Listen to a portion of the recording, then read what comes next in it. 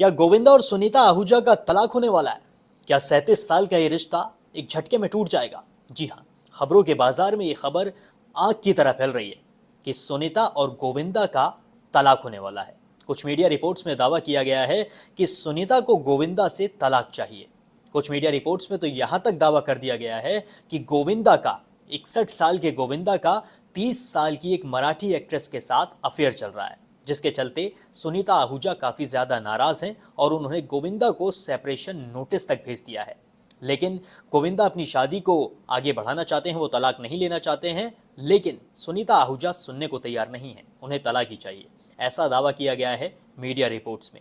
आपने देखा होगा हाल ही में बड़ी बड़ी हस्तियों ने तलाक लिया है, जैसे कि अभी AR रहमान और सायरा बानो का भी तलाक हो चुका है। उससे पहले हार्दिक पांड्या और नताशा का भी तलाक हुआ। अब युजवेंद्र चहल और धनश्री का भी रिश्ता तलाक तक पहुंच चुका है। अब इसके बाद गोविंदा और सुनीता आहूजा।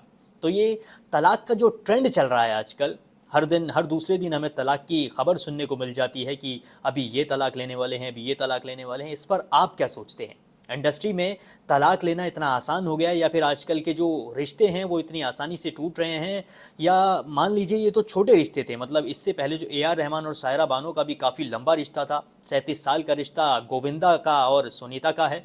तो इस पर आप क्या कहना चाहते हैं, हमें कमेंट करके ज़रूर बताएं। बाकी ऐसी ही जानकारी के लिए बने रहिए न्यूज़ 18 उर्दू के साथ।